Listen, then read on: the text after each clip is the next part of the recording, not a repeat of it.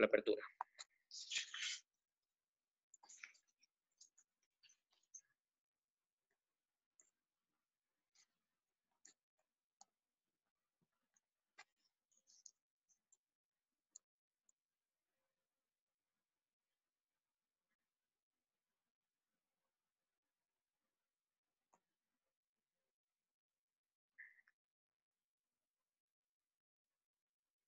Buenas tardes, doctor, lo escuchamos.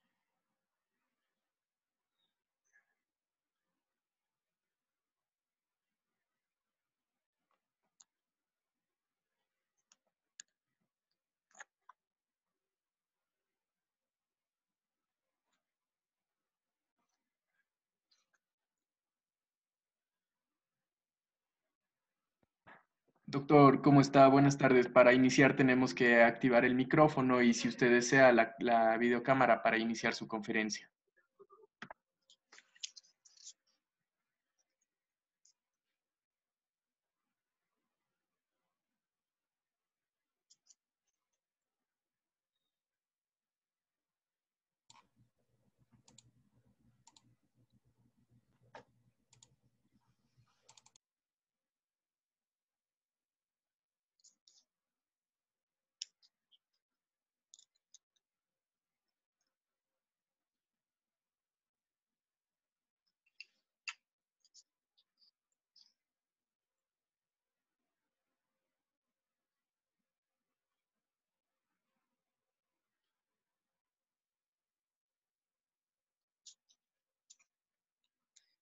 Doctor, buenas tardes.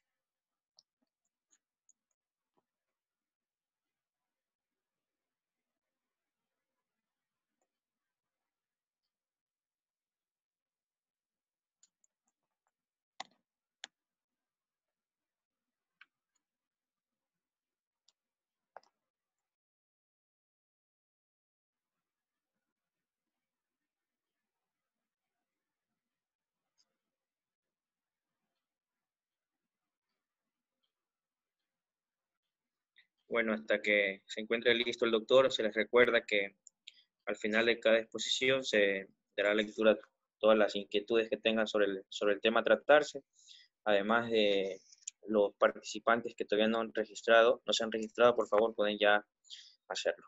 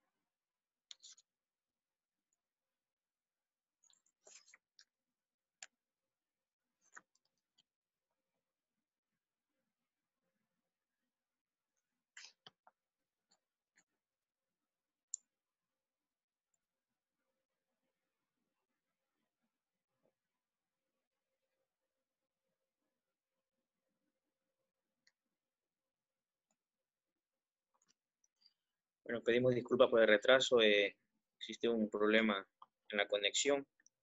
Ya se está dando solución.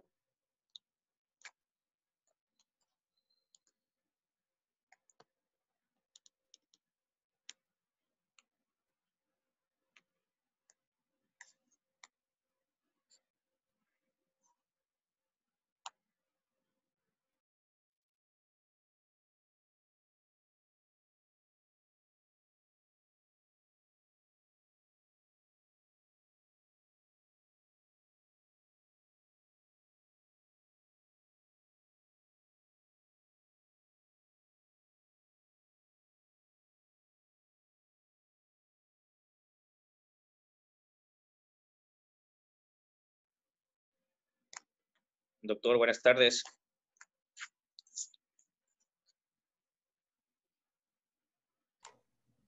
Buenas tardes. ¿Cómo está, doctor? Buenas tardes. Ya tengo video, por fin se solucionó el problema. Ya. ¿Me confirma si ya estoy con la pantalla? Buenas tardes. Sí, doctor, se le escucha claramente. ¿Y la imagen también estamos bien con la imagen de la conferencia?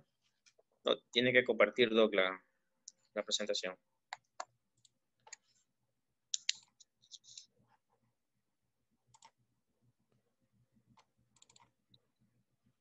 Ahí, por favor.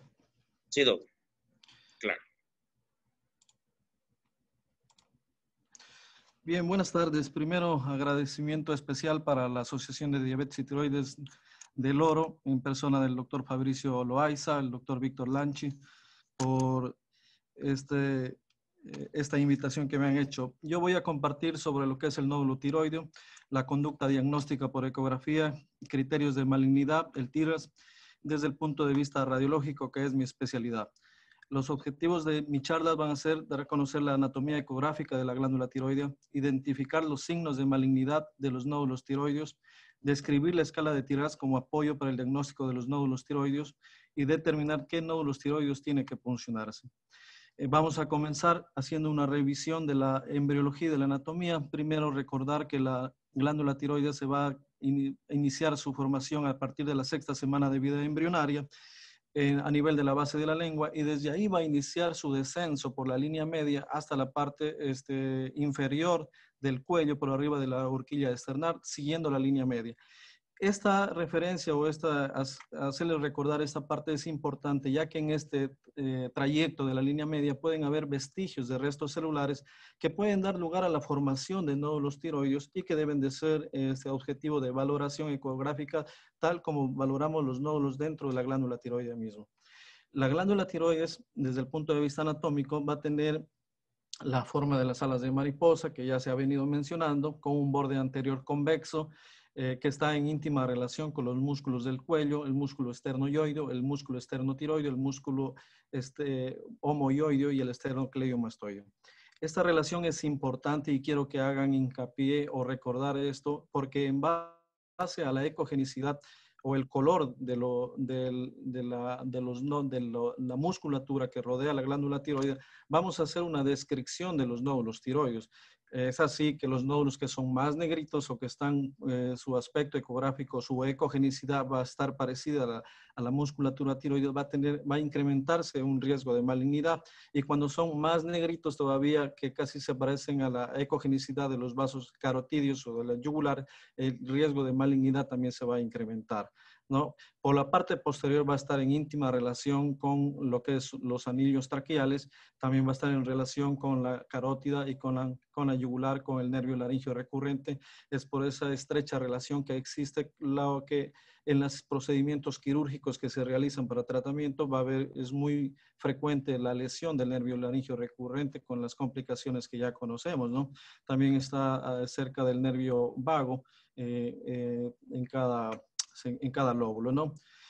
La ecografía de la glándula tiroides se ha convertido en el método de elección, a pesar de los grandes avances tanto de la tomografía como de la resonancia magnética. Cuando nosotros hacemos un diagnóstico incidental, ya sea por tomografía o por resonancia magnética, siempre vamos a recomendar complementar esta valoración con ecografía, ya que hacer un órgano superficial y al desarrollo de los transductores y de los equipos de ecografía permite una valoración adecuada de los nódulos tiroideos con las características de acuerdo a su composición, la vascularización, la presencia o ausencia de microcalcificaciones, la valoración del borde, dar una categorización si es que es benigno o maligno, lo que no nos permite hacer la tomografía ni la resonancia magnética. Entonces, la ecografía va a ser útil en el estudio de la anatomía, tamaño de la glándula tiroidea, para la identificación de la presencia o ausencia de nódulos, la vascularización, que también es importante, y también la valoración de la presencia o no de adenopatías. Esto es importante. Todo estudio ecográfico debe ir asociado o acompañado de una valoración de las cadenas ganglionares para determinar sobre todo los niveles 4 y de los niveles 3 y 6, que son los principales sitios donde se van a extender o van a afectarse las cadenas ganglionares. También tenemos que identificar si es que existe o no invasión de las estructuras adyacentes. y también nos va a servir como guía para las punciones, para hacer un seguimiento y control post-tratamiento. ¿Cómo realizamos la ecografía? La ecografía se la realiza en decúbito dorsal con el paciente con el cuello en hiperextensión, siempre tomando en consideración que debemos de tener un transductor de alta frecuencia de 7.5 a 15 MHz con equipo de alta gama, lo cual nos va a permitir identificar la mínima alteración en la glándula tiroides. Esto realizamos en la escala de grises, Doppler color, siempre es importante valorar la vascularización. Y este es un ejemplo de cómo vamos a medir cada nódulo, cada lóbulo tiroideo, ¿no? Tenemos el lóbulo derecho, lóbulo izquierdo con medidas transversales, una medida en manera longitudinal y en sentido antero-posterior. Es así que nosotros tenemos una medida del istmo, sobre todo, que va a ser lo primero que se va a alterar cuando existe un bocio, va a ser el istmo, ¿no? Va a existir un engrosamiento, se va a poner más gordito y va a sobrepasar los 4 milímetros. Y el diámetro antero-posterior también es importante de cada lóbulo, tomando en consideración que el diámetro va a ser de 10 a 15, entonces son los primeros diámetros que se van a alterar. Luego de medidos los lóbulos derecho o izquierdo, vamos a sumar esto después de sacar cada volumen, y el lóbulo o la glándula tiroides va a tener un volumen aproximado de entre 6 centímetros cúbicos a 15 centímetros. Ahora, dentro de nuestra experiencia, podemos decir que la mayoría de las glándulas tiroides son menos de 10 centímetros cúbicos aquí en nuestro territorio, ¿no? Este es otro ejemplo donde vamos a ver el lóbulo derecho con una medida longitudinal, un diámetro antero-posterior, un diámetro transverso, lóbulo izquierdo. Y miren esta medida, tiene 1.30, 1.3 de centímetros cúbicos. El lóbulo izquierdo también tiene 1.2, entonces no llega ni a 5 centímetros cúbicos. Aquí tenemos unos ejemplos en las diapositivas inferiores de la valoración de la vascularización de la glándula tiroides. ¿Por qué es importante la valoración de la vascularización? Porque nosotros, en el contexto clínico de que nos envían un paciente con una sospecha clínica de una tiroiditis, el único hallazgo que puede presentarse desde el punto de vista ecográfico es un incremento de la vascularización. Por eso debemos de recordar que la vascularización a nivel medida en forma espectral, a nivel de la intraglandular, debe ser inferior a 30 centímetros por segundo, y a nivel de las arterias, tanto tiroides superior e inferior, debe ser inferior a 60 centímetros por segundo. Si está incrementada, bueno, tenemos que reportar para que el médico clínico haga una correlación con los datos clínicos, pero nosotros ya podemos hacer una sugerencia de que puede existir una tiroiditis. Este es un extendido lineal de toda la glándula tiroides con una parte central o el istmo, el lóbulo derecho, lóbulo izquierdo. Miren la relación con los músculos del cuello, con la arteria carótida, con la yugular, el lóbulo derecho, el lóbulo izquierdo, ¿no? Y en esto vamos a insistir mucho en los términos isoecoico, hipoecoico, hiperecoico, marcadamente hipoecoico.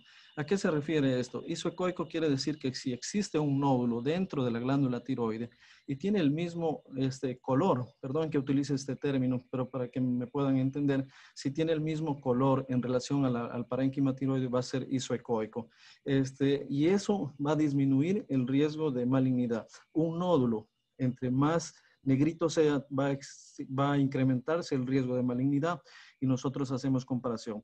Puede ser hipoecoico, similar a los músculos, y marcadamente hipoecoico, casi similar a los vasos carotídeos. ¿Sí? ¿Qué es un nódulo tiroideo? Un nódulo tiroideo es un crecimiento celular anormal dentro de la glándula tiroidea que forma una lesión circunscrita que se diferencia del tejido adyacente. El nódulo tiroide tiene una alta incidencia dentro de la población, siendo un problema muy frecuente en la práctica diaria. Tomándome las palabras del doctor Acosta, que mencionaba que estamos sobrediagnosticando. Sí, ese es un tema que se ha venido mencionando. Se está sobrediagnosticando la patología tiroide, de los nódulos tiroideos, y eso es lo que se menciona, que probablemente estamos rotulando a un paciente que tiene un nódulo tiroideo y que es probable que ese paciente nunca, si no le habríamos diagnosticado ese nódulo tiroideo, probablemente nunca le habría ocasionado ningún problema.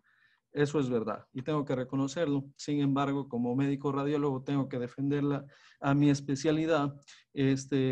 y estar a favor de la exploración ecográfica, ya que es un método inocuo que no ocasiona ningún daño y es de muy poco valor. Entonces, ecográficamente, la tasa de presentación va a estar de entre el 20 al 76% y por palpación entre el 4 y el 8%. ¿Por qué se está sobrediagnosticando? Porque cada vez es más frecuente que todas las especialidades, medicina general, medicina familiar y todas las especialidades, ginecología, cirugía, no soliciten ecografía tiroidea. Entonces, entre más estudios de ecografía realicemos, vamos a diagnosticar más nódulos tiroides. Eso hay que reconocerlo. Aparte de eso, también ha existido en la última década un gran desarrollo de los equipos de ecografía con transductores mejores, de mayor frecuencia. Entonces, vamos a ser capaces de detectar nódulos de hasta 3 milímetros. Y por eso es esta tasa, ¿no? También el diagnóstico incidental. Ahora en la pandemia que estamos pasando, pues hemos diagnosticado un montón de nódulos tiroides en las tomografías de tórax que hemos realizado. ¿Sí? Ahora, lo bueno de esto es que del total de los nódulos tiroides, la mayoría son benignos, con una tasa de malignidad del 3 al 10%. Este riesgo de malignidad se va a incrementar en los niños y en el sexo masculino. Estos son unos datos que yo les había querido compartir de punciones. Yo ingresé en el mes de julio del 2019 al Hospital de Solca de Machala, Núcleo Machala. Entonces, desde julio a diciembre, yo he realizado 85 punciones con categoría 4 y 5. 5 pacientes he regresado, como es un hospital de referencia por compra de servicios, también he regresado 5 pacientes que inicialmente habían acudido con un nódulo con categoría 4, pero al ser tener una valoración previa a la punción, le recategorizamos y le hemos citado a controles. De estos 85 pacientes, 76 pacientes son del sexo femenino y solo 9 del sexo masculino. Entonces hay una gran diferencia con una mayor afectación en las pacientes de sexo femenino. ¿Cuáles han sido los resultados que hemos obtenido? 49 punciones, resultados de benignidad, 26% de malignidad en estos 6 meses y 10 como muestra insuficiente. Yo no voy a tener al mostrar muestra insuficiente. Siempre que he tenido que presentar esto, lo presento porque nos vamos a tener que enfrentar, y esto es a nivel mundial, de que va a existir reporte de muestra insuficiente. Se acepta que puede existir un reporte de muestra insuficiente entre un 15 y un 20%. Eso es lo habitual. El problema es, y yo siempre lo presento, es para saber qué hacer. ¿Qué hacer con una muestra insuficiente? O la otra pregunta que nos debemos hacer es, si yo tengo todas las características de un nódulo maligno, categorizado como categoría 4C, 5 en la escala de Tiradas, y tengo un resultado de benignidad, entonces algo está pasando. Yo siempre he dicho, la imagen manda. Si las características son de malignidad, pues, y el reporte es de benignidad, yo tengo que volver a puncionar esperando un tiempo prudente, porque no puedo puncionar a la semana siguiente o al mes, tengo que esperar un tiempo, un intervalo mínimo de 3 meses para poder volver a repuncionar. ¿Sí? Desde el punto de vista histológico, estas son la clasificación de las lesiones benignas con una hiperplasia nodular entre el 80 al 90%, la adenoma tiroides 5 a 10%, las lesiones malignas, el carcinoma papilar es el más frecuente con un 80 a 90% de presentación, el carcinoma folicular un 5%. Ahora voy a recordar también las palabras del doctor. Cuando yo llegué a devengar aquí en la provincia del Oro en el año 2013, y a los pocos meses de iniciar a devengar, tuve la visita de una compañera residente, una colega residente, y le realizamos una ecografía tiroide. Y tenía un nódulo con todas las características de malignidad, no recuerdo el tamaño, y le habíamos mencionado que había que puncionar ese nódulo. Y no fue sino hasta pasar unos 3 años después de cuando yo ya estaba terminando la beca, de devengar la beca, entonces que me visitó y puncionamos y se trataba de un microcarcinoma. La paciente, o sea, es para demostrarlo y verificar las palabras del doctor que mencionaba que es un nódulo un poco lento. En realidad ha ocurrido eso. También tengo el otro caso de otra compañera, otra colega que se le diagnosticó de un microcarcinoma antes del embarazo, ya tuvo su embarazo, transcurrió con normalidad, nació su bebé, esperó un tiempo prudente y luego sí recibió tratamiento. Eso es lo que quería mencionarles, ¿no? Ahora, ¿cuál es el papel nuestro, no? ¿Cuál es el papel nuestro del radiólogo? Diferenciar entre nódulos benignos y malignos, ¿no? Ese es el papel que nosotros hacemos. ¿Cuál es la conducta a seguir? Ahí sí ya no nos metemos. O sea, por más pequeñito que sea, yo digo, tengo que puncionarlo a este paciente y la responsabilidad del papel lo va a hacer el clínico. Yo ya no quiero correr con esa responsabilidad, ¿no?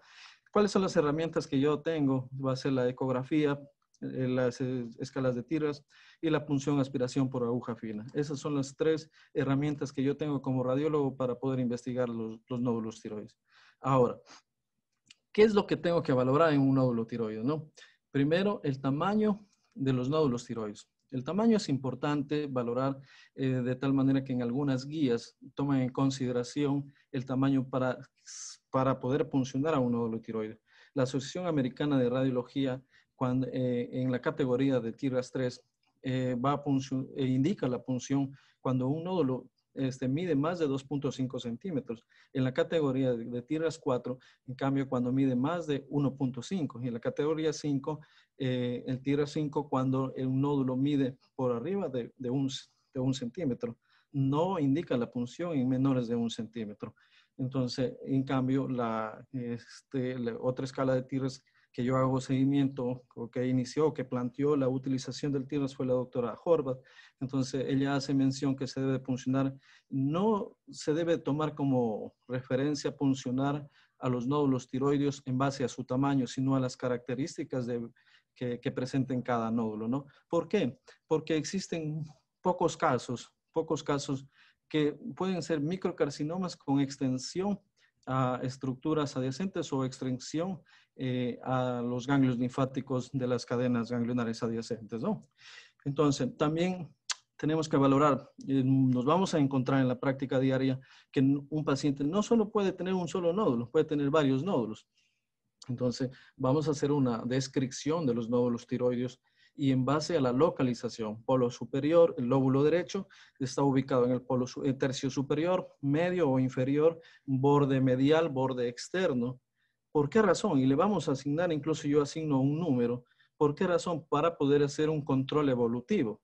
Y la categorización de esos nódulos, de ese estudio, la vamos a hacer en base al nódulo que tenga mayor riesgo de malignidad o mayores cantidades de signos de malignidad.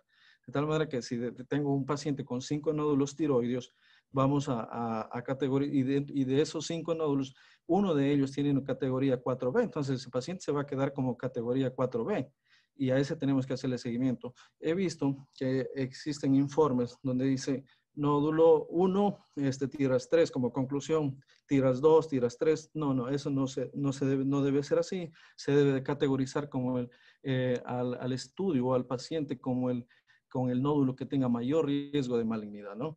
Ahora, la estructura también es importante. Mencionar que un nódulo quístico tiene un 0% de riesgo de malignidad. Un nódulo mixto se va a incrementar el riesgo de malignidad. Un nódulo espongiforme puede llegar a 1% de malignidad. Un nódulo totalmente sólido también va a incrementarse la malignidad y por eso es importante describir en el informe la estructura de cada nódulo. La ecogenicidad, ya les había mencionado, un nódulo entre más negrito sea, más hipoecoico sea, tiene mayor riesgo de malignidad. La forma, aquí hay un principio fundamental. En mama y en tiroides, las lesiones malignas tienden a tener un crecimiento en sentido antero-posterior, tienden a salir hacia la piel. Entonces el crecimiento va a ser en sentido antero-posterior. Entonces todo nódulo que tenga un diámetro mayor en sentido antero-posterior debe considerarse como un riesgo importante de malignidad. En cambio, los nódulos benignos van a tener un crecimiento en sentido paralelo al eje de la piel y el riesgo de malignidad es menor, ¿no? Los márgenes, si es un margen bien definido, como dibujado, o un halo fino de seguridad que también se lo categoriza, es un nódulo benigno. Si tenemos un cambio, un engrosamiento del halo, ese riesgo de malignidad se va a ir incrementando. O por último, si es que es un margen mal definido, que no podemos diferenciar entre el tejido, entre el nódulo y el tejido sano, también es un nódulo que se va inclinando la balanza a que sea un nódulo maligno. El otro signo de las calcificaciones, sobre todo las microcalcificaciones, van a incrementar el riesgo de malignidad. Las calcificaciones groseras no es un signo patrón mnemónico de malignidad, pueden incluso presentarse como complicación después de las punciones que nosotros realizamos. El patrón de vascularización también. Si tenemos un nódulo que es hipovascularizado o una vascularización perinodular, como ya vamos a ver en los ejemplos, probablemente sea un nódulo benigno, pero si tenemos una vascularización tanto perinodular como central, entonces ya se inclina la balanza a que sea un nódulo maligno. Y el otro patrón de vascularización es cuando solo es central, entonces el riesgo de malignidad es mayor. Y debemos de siempre valorar las cadenas ganglionares, porque existen casos de que al momento de realizar nosotros una ecografía y tenemos la duda de que este nódulo parece que es maligno, parece que es benigno, a veces tenemos la duda de es un nódulo espongiforme, no son calcificaciones, parecen puntos ecogénicos o spot que nosotros definimos, pero al revisar o al deslizar el transductor y valorar las cadenas ganglionares, tenemos una afectación ganglionar. Entonces, listo, se acabó la duda, es un nódulo maligno y tenemos que categorizarlo como tal y puncionarlo. Estos son los signos que habíamos mencionado. Solo recordarles en esta diapositiva que ningún signo por sí solo va a darnos o va a ser indicativo de malignidad. Ningún nódulo por sí solo, ningún signo por sí solo va a indicarnos de que es maligno. Entonces nosotros definimos la malignidad en base a la suma de varios signos. Entre más signos tenga un nódulo, va a ser el riesgo de malignidad, va a ser mucho mayor. ¿Sí? Entonces comenzamos valorando el tamaño, dependiendo de la guía que se siga, pues es importante, ya les digo, entre mayor sea el nódulo, el tamaño del nódulo, va a existir un mayor riesgo de malignidad.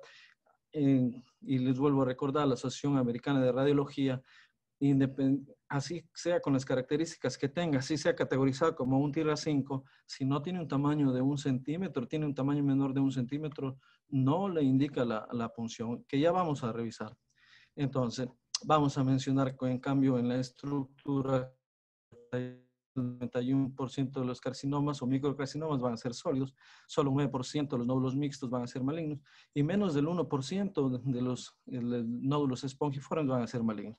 Entonces, aquí tenemos una lesión totalmente anecoide que va a corresponder a un quiste, ¿no?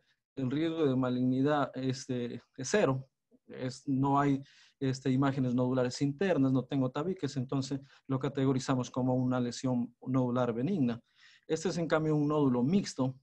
Y aquí es importante, cuando nos enfrentamos a un nódulo mixto, es importante valorar dónde se encuentra la lesión quística, si es una lesión quística central o es una lesión, o el componente quístico es excéntrico, eso es importante mencionar. Pero si tenemos una lesión quística central, este nódulo es benigno. A más de eso, miren este halo, este borde fino, como dibujado como un lápiz, entonces esto apunta a ser un nódulo benigno. Estos, en cambio, son nódulos sólidos que deben ser categorizados como tal, ¿no? Luego viene la ecogenicidad. Los carcinomas papilares entre el 75 al 80% son hipoecogénicos. Y recordar también que la hipoecogenicidad es un signo sensible, pero inespecífico. Un 30% de los nódulos benignos pueden ser hipoecogénicos. Volvemos a recordar, no debe ser considerado porque ya es hipoecogénico, un nódulo no debe ser categorizado como maligno. Ningún signo por sí solo da pauta para categorizar como tal. ¿Sí? Las lesiones isoecoicas, iso igual al parénquima tiroideo, o hiperecoicas, entonces van a ser categorizadas como benignos. Estos son ejemplos, ¿no?, de lesiones nodulares hipoecoicas.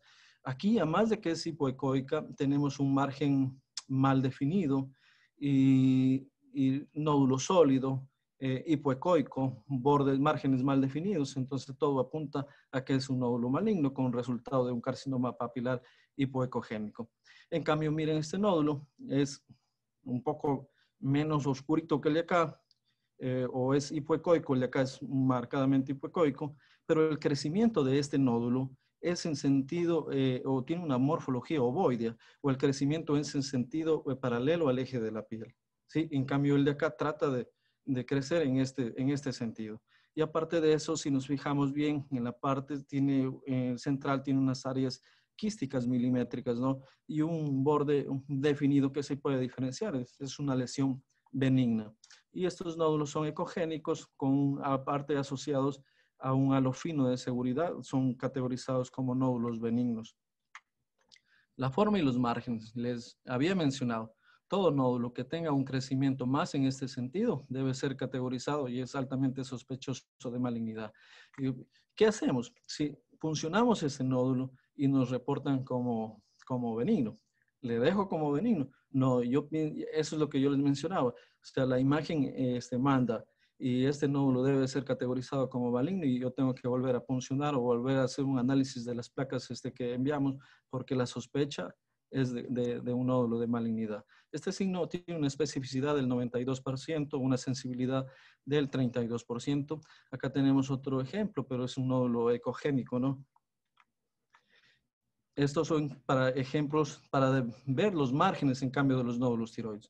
Este es un nódulo tiroideo con un halo fino de seguridad. Nosotros cuando vemos este halo fino de seguridad continuo, nos quedamos tranquilos y valoramos los otros signos o toda la estructura, pero si no hay nada, lo categorizamos como un nódulo benigno. En cambio, este nódulo, al ser ovoide o tener un crecimiento paralelo al eje de la piel, pero tiene unas partes que se van engrosando. Miren este halo como ya está grueso, un poco irregular. Entonces la categoría va a inclinarse que sea maligno y debemos de funcionarlo. Este margen, en cambio, borroso, no podemos diferenciar entre lo que es el nódulo y el parénquima tiroideo sano. ¿Sí? Entonces, así es el crecimiento de una lesión nodular maligna y nosotros cuando nos enfrentamos a esto podemos categorizar como un TIRAS 4C o básicamente. La presencia de calcificaciones, sobre todo de las microcalcificaciones, es importante. Los carcinomas papilares se pueden presentar con microcalcificaciones en un 29 a 59%. Las calcificaciones gruesas pueden corresponder a calcificaciones distróficas, secundarias a necrosis, fibrosis, incluso cuando han tenido el antecedente ya de una punción previa, pueden ser como una lesión de la punción que hemos realizado. Antes, aquí como siguiente parámetro es las calcificaciones periféricas. Antes era considerado las calcificaciones en cáscara de huevo como una lesión benigna. Sin embargo, con el transcurso de los tiempos se recategorizó y se lo dejó para observarlo como un TIRAS 4A para hacer controles, porque se ha visto que pueden en la parte central aparecer microcarcinomas con disrupción de la cápsula y resultar en un microcarcinoma. Ahora, de todos los signos que hemos visto aquí, el más específico es la presencia de microcalcificaciones, pero también hay que saber diferenciar entre las microcalcificaciones y los puntos espongiformes que tienen los nódulos coloides que habíamos mencionado con patrón coloide tipo 1, tipo 2 y tipo 3, como son unos puntos ecogénicos en cola de cometa. Entonces, no debemos de confundirnos con las microcalcificaciones. Estas son las microcalcificaciones dispersas, ¿no? Aquí en este nódulo, como están agrupadas, se va a ver que van a condicionar una sombra acústica posterior. Aquí es más fácil poder identificar que se tratan de microcalcificaciones por la sombra acústica posterior que generan esta acumulación de calcificaciones. Este es otro nódulo también donde vamos a ver las calcificaciones se visualizan, ¿no? Como pequeños puntos ecogénicos que se van a distribuir dispersamente en el nódulo tiroideo, ¿no? Esta es la calcificación en cáscara de huevo, pero no es una calcificación discontinua, ¿no? Tiene una calcificación en esta parte y en este borde, pero aquí todavía no han presentado ninguna calcificación. Cuando la calcificación en cáscara de huevo es totalmente entera, podemos tener un poco de tranquilidad, pero cuando ya no está totalmente calcificado, tenemos que darle mayor valor a ese nódulo. Estos son los patrones de vascularización que se habían definido y que muchos hacen referencia al momento de escribir un nódulo tiroideo, ¿no? Entonces, cuando tenemos un nódulo con la colocación de la caja de Doppler color con ausencia de señal de flujo, se van a presentar sobre todo en los nódulos benignos, vascularización perinodular igual, la central y perinodular se pueden presentar tanto en nódulos benignos como malignos. Y cuando en cambio tenemos un nódulo con predominio de flujo central y flujo exclusivamente central, en cambio vamos a tener la sospecha de que se trata de nódulos malignos. Estos son ejemplos, nódulos benignos con una ausencia de vascularización perinodular alrededor del nódulo, van a ser lesiones totalmente benignas. Fíjense en este nódulo de acá, que tenemos un nódulo hipoecogénico, pero aparte de eso también tenemos unos vasos, pequeños vasos, o sea, puede categorizarse como un patrón de vascularización tipo 3, pero en cambio el crecimiento de este nódulo, el margen que es bien definido, pues nos hace pensar de que se trata de un nódulo benigno. Sin embargo, por el tamaño se debe de funcionar esa lesión. En cambio, miren este nódulo, un nódulo totalmente, es nódulo sólido, hipoecoico, márgenes mal definidos y aparte vascularizado. O sea, tiene como 4 puntos para hacer sospechar de que se trata de una lesión maligna. Estos, en cambio, son, ¿qué es lo que debemos de valorar en un ganglio? Cuando valoramos los cadenas ganglionares, tenemos que valorar el tamaño del ganglio, el eje del ganglio, los ganglios linfáticos, hay que recordar que tienen una forma arriñonada, ¿no? Entonces, con un eje mayor longitudinal, cuando pierden esa morfología, se transforma inmediatamente en un nódulo sospechoso de malignidad. Aparte de eso, miren, estos ganglios con una ausencia de hilio también pueden tener unas calcificaciones. Y aquí en cambio, con pérdida de su eje, que resultaron ser de las extensiones de este nódulo tiroide. En algo que se está también trabajando ya varios tiempos es en la elastografía. La elastografía mide la rigidez del nódulo tiroideo con un mapa de colores. Entonces, entre más entre más rígido sea un nódulo, va a tener mayor riesgo de malignidad. Este es un nódulo que aparentemente puede ser benigno y este es en cambio un nódulo que se apunta a ser benigno. ¿De qué principio básico inicia la elastografía? De que un nódulo maligno tiende a ser rígido en relación al tejido adyacente. Vamos a continuar con la escala de tiras. Como han visto, el problema de los nódulos tiroides, dependiendo de los patrones de presentación, causa un problema muy importante a la hora de valoración de las glándulas tiroides.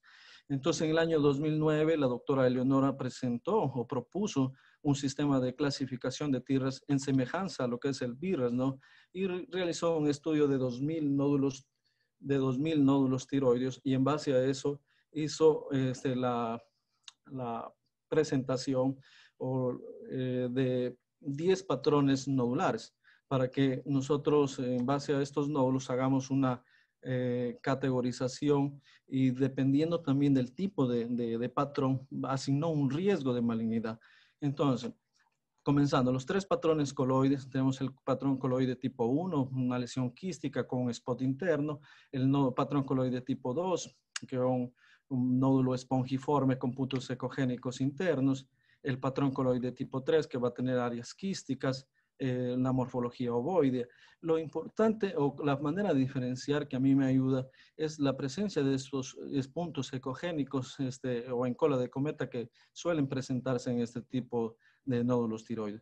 Todos estos son nódulos benignos y que se los categoriza como un patrón, como un TIRAS 2, con un bajo riesgo de malignidad. En cambio, vienen los patrones de la tiroiditis de Hashimoto.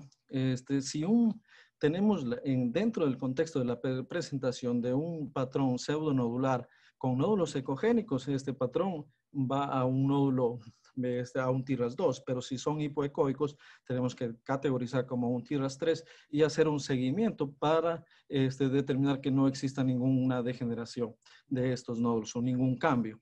El patrón de Kervain es una patología o es un nódulo que siempre nos ha causado problemas por la manera de presentación, con unas áreas hipoecoicas mal definidas, que tranquilamente nos puede hacer pensar en que se trata de una lesión maligna. Pero la manera de diferenciar aquí es cuando colocamos la caja de Doppler color y son unos nódulos son unas zonas hipovascularizadas que quedan como secuelas de este proceso, de esta patología, ¿no? Luego vienen los patrones neoplásicos simples, que son nódulos sólidos, pueden ser también mixtos, pero tienen un halo fino de seguridad. Luego viene el patrón neoplásico sospechoso, va a ser similar, pero con un signo que lo complica, como la presencia de calcificación o un engrosamiento del halo. Y los 3 patrones malignos, un nódulo sólido con un crecimiento más en sentido antero-posterior. El patrón maligno tipo B, en cambio, pueden haber 2 subtipos, la presencia de un nódulo sólido con márgenes mal definidos, la presencia de calcificaciones, y aquí también entra un subtipo, que es cuando dentro de la glándula tiroides o dentro del lóbulo encontramos unas áreas con microcalcificaciones. Ese es el subtipo del tipo B, que también debe categorizarse como un TIRAS 4C. Y el patrón maligno tipo C, en cambio, van a ser un nódulo sólido o mixto, pero en cambio aquí la parte sólida del quística va a tener una localización excéntrica con una superficie microlobulada y la presencia de microcalcificaciones. Esos los patrones, en base a esto sacó la clasificación y el riesgo de malignidad. O sea, con un patrón que en el TIRAS 3 con menos del 5% de malignidad se recomienda seguimiento. Punción, aspiración por aguja fina solo cuando el nódulo tiroides es mayor de 2.5 centímetros o por ansiedad del paciente, que lo mencionan también. Y casi yo no realizo por ese seguimiento. Yo más me baso en los signos que presentan cada nódulo tiroide. El patrón de TIRAS 4A con un 5 a 10% de malignidad. El patrón de TIRAS 4B, el 10 al 50%, y el subtipo que se lo implementó años después, el tipo C, que va desde de 50 a 85% de malignidad. Y el TIRAS 5, cuando tiene más de 85% de riesgo de malignidad, y el TIRAS es cuando ya está comprobado la malignidad. Estos son los ejemplos. Cito varios ejemplos donde vamos a ver los patrones coloides tipo 1, que va a ser categorizados como un TIRAS 2. El patrón coloide tipo 2. A veces nos van a brindar problemas a la hora de categorizar un nódulo coloide tipo 2 o un nódulo espongiforme, ya que también pueden tener vascularización, como vemos en este nódulo. Sí nos ha tocado este caso, pero yo aquí me hago una revisión completa, aparte de la morfología y de estos puntos ecogénicos y la ausencia de microcalcificaciones, entonces me ayuda a categorizarlo. Igual son los nódulos espongiformes. Estos son los nódulos coloides tipo 3, que van a tener unas áreas sólidas, unas áreas quísticas y que son categorizados también como un TIRAS 2. También pueden ser vascularizados. Estos son los pseudonódulos en tiroides de Hashimoto. Cuando son ecogénicos, pueden ser categorizados o son categorizados como un TIRAS 2. Esa es la recomendación. Cuando son hipoecogénicos, van a una categoría 3. ¿Sí? El patrón de Kervain van a un TIRAS 4A. El patrón neoplásico simple también con un TIRAS 4A. El patrón neoplásico sospechoso con un TIRAS 4B, lo mismo que el 4A, pero aquí había un patrón que lo va a complicar, como esta presencia de calcificación, el halo grueso, la presencia de vascularización, la hipoecogenicidad, este crecimiento también, la presencia de microcalcificaciones, también nos hacen categorizarlo o encasillarlo como un TIRAS 4B. El patrón de maligno tipo A, en cambio, que entra en un TIRAS 4C, van a ser nódulos sólidos, ¿no? Como vamos a ver en estos ejemplos, donde van a tener unos márgenes mal definidos, microcalcificaciones, miren este crecimiento, son hipoecogénicos, la hipoecogenicidad va a ser muy importante.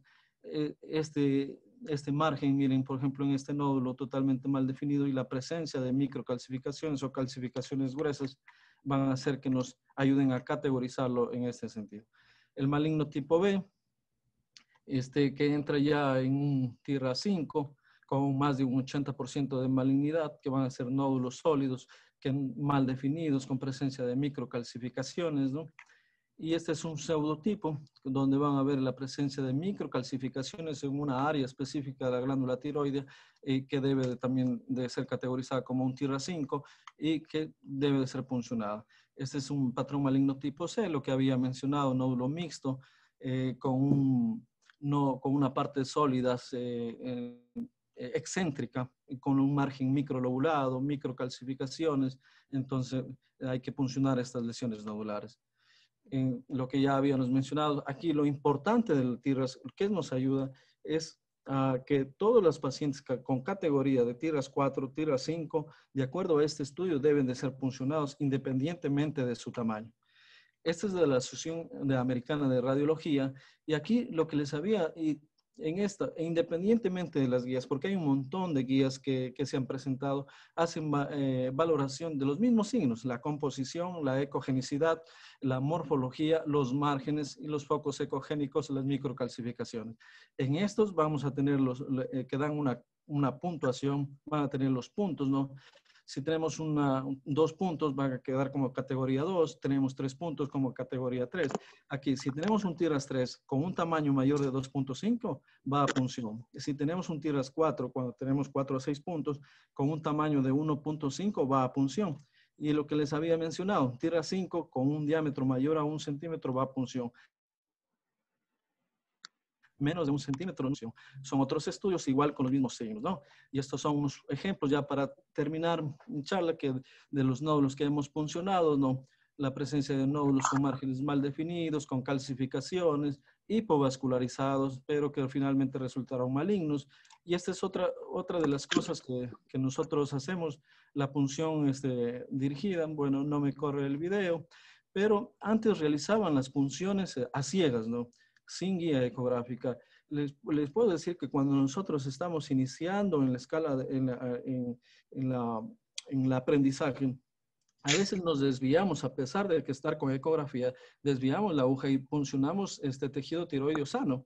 Y la muestra puede ser de benignidad, cuando realmente estamos ante un nódulo maligno. Es por esa razón que no recomendamos o no estoy de acuerdo con la punción a ciegas. ¿Sí? Este es otro nódulo. Por aquí tenía un ejemplo que no lo quería perder. Mire, fíjense en este nódulo de acá. ¿Dónde está localizado? Está localizado cerca de la parte ísmica, ¿no? Y a pesar de ser un nódulo pequeño, tiene 8 por 5 milímetros, pero ya está saliéndose del margen de la glándula tiroides. Entonces, por esa razón, yo tampoco no considero que se debe de tomar en cuenta el tamaño como para realizar una punción. Tenemos otro tipo de nódulos, un nódulo con una calcificación grosera que se había mencionado, un nódulo benigno. Esta calcificación con vascularización intranodular, que finalmente también resultó con un patrón de benignidad. Y este es, yo creo, uno de los ya casi últimos ejemplos donde vamos a ver una calcificación, donde hay una disrupción del borde y hay una salida de la lesión tumoral por arriba de la calcificación, ¿sí? Este es otro nódulo. Fíjense en este nódulo, donde vamos a tener, claro, es grande el tamaño de esta lesión, pero tenemos un halo fino de seguridad. Pero dentro de este nódulo existe la presencia de estas microcalcificaciones. Y lo cual, inicialmente, que podríamos pensar que se trata de un adenoma o una lesión nodular benigna, por las presencias de estas microcalcificaciones cambia la categoría y con estos resultados de patología que estamos apreciando, ¿no? Como conclusión de mi charla, puedo decir que la clasificación de TIRAS establece las bases de un sistema que recomienda la punción diagnóstica solo en nódulos con categoría TIRAS 4 y 5, disminuyendo de esa forma gastos e intervenciones quirúrgicas innecesarias, incluso disminuyendo las punciones. Y por otro lado, también fomenta la punción de los nódulos, no en base a su tamaño, sino a las características que presenta cada nódulo. Eso es lo que les he querido compartir. Muchas gracias. Muchas gracias, doctor, por su intervención, por el tiempo. Vamos a hacer una sola pregunta. ¿Cuál es el riesgo de que un nódulo benigno TIRAS 1 a 3 se malignice? ¿Y cada cuánto tiempo se debe realizar el seguimiento ecográfico de un nódulo benigno? Bueno, ¿cuál es el riesgo de malignidad? Podría ser en los nódulos, en los pseudonódulos de Hashimoto, que está descrito que puede haber un riesgo de malignidad, y también en los nódulos espongiformes, que el riesgo de malignidad también puede ser de un menor a un 3%. Ahora, ese riesgo puede estar incrementado, pero no va a depender, yo creo que más va en relación a una mala categorización que se puede hacer, porque a pesar de la experiencia que podamos tener, puede haber una confusión con microcalcificaciones y los puntos espongiformes. Entonces, al no hacer una valoración adecuada, podemos encasillar como un TIRAS 3 cuando realmente se tratan de microcalcificaciones y va un TIRAS 4C o un TIRAS 5, más en eso. Ahora, el TIRAS 2 se recomienda cada año, podemos hacer un seguimiento anual, el TIRAS 3 cada 6 meses, dependiendo del tipo de nódulo que tengamos en verdad. Bueno, le agradecemos al doctor Andrés Herrera por su magnífica exposición. A continuación, vamos